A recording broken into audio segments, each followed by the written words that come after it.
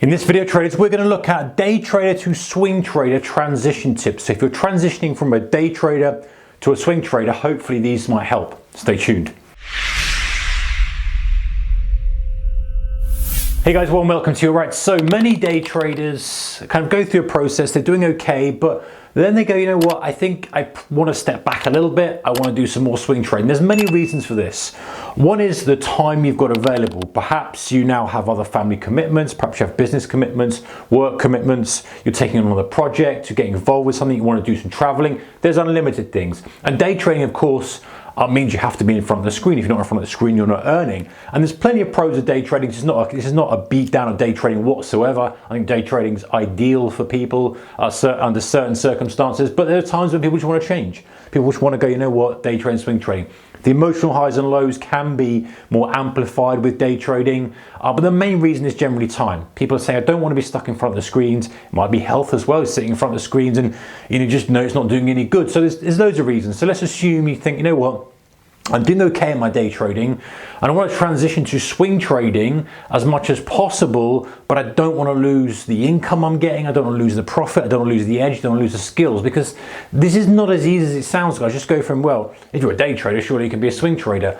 It depends on what skill set you've got. If you're a day trader who's very refined at reading tape, reading the intricacies on the time and sales and the depth of market and scalping away, yes, there's skills that can be transferred, but that's a specific strategy that's only going to work on that short time frame. That's not got no use and no value if you're holding for kind of 4 or 5 days or even longer. It's of no value whatsoever. So, whilst trading, as we know, is more to do with the mind, it's the confidence and discipline, etc. Some of the actual operational skills may well not be transferable. What we want to try and do is we want to try and transfer as much as possible and have a strategy that employs those skills as much as possible, but just increases the time frame. So the first thing is to define your edge to keep.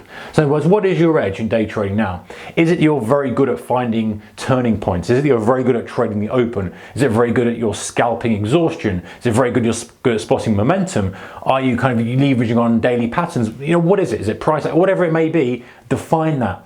Because if we can take it and put it into a swing trading environment, perfect.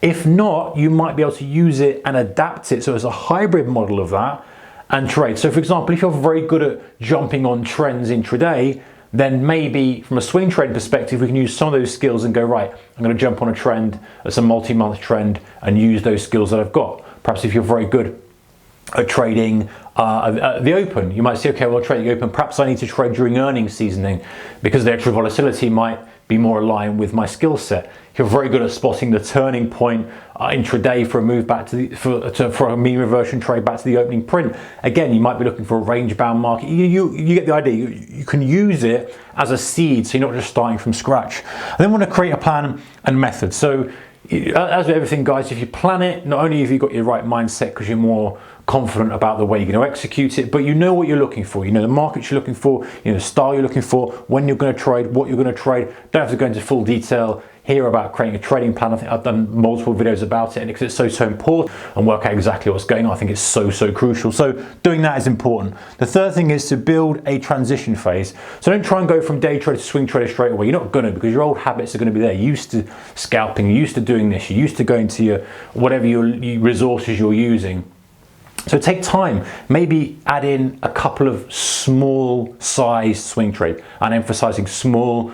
Again, the score hopefully by now, if we're ever doing any drastic changes to our trading, must be small. So small size, maybe doing 1 or 2 swing trades every couple of months or something, just to get a feel for how the market moves differently, the speed, the pace, how the gaps are affecting, because don't forget you've got gaps, especially if you're trading stocks, maybe not so much if you're trading Forex, apart from the weekend gap, of course, and how things just feel different. And so a transition phase, and again, planned. Are you going to do this for 30 days before you kind of start to phase out the day trading? What are you going to do? It comes down to planning and comes down to do it gradually.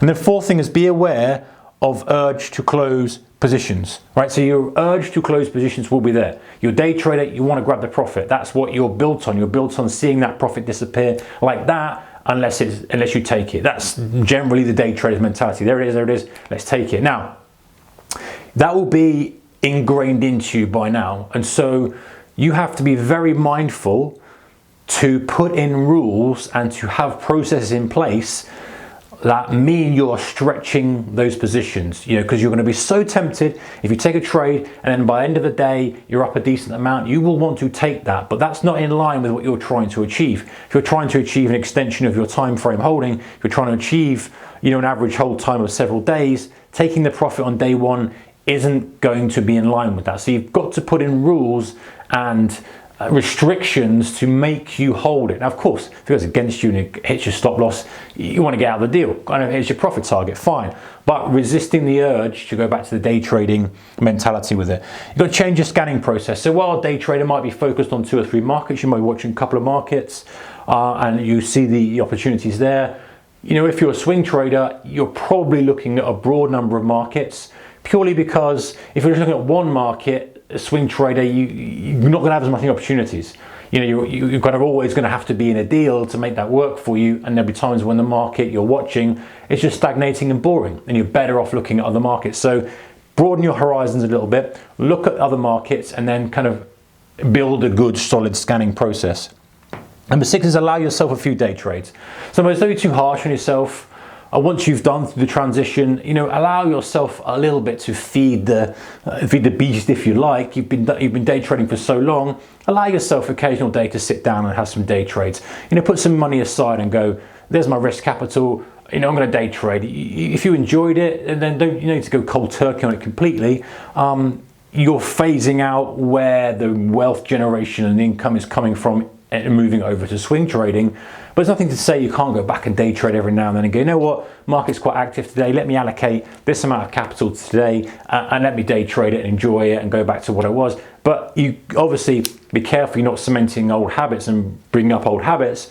But it's something that I don't think is a bad thing completely. It's not like we're going from a horrible thing to something good. They're both got their own merits, but you're just trying to change and transition. I don't think there's anything wrong with going back and day trading when there's opportunity there, because you may find there's a hybrid model. You may find that rather than going from day trading to swing trading completely, you do swing trading, but when it's very active and there's a lot of activity, you might use that to your advantage and press the throttle down, and try to extract some more profits to give you P&L a boost when the conditions are really aligned with your skill set. There's something to consider, guys. I know that many of you start with day trading and move to swing trading for whatever reasons we talked about at the beginning.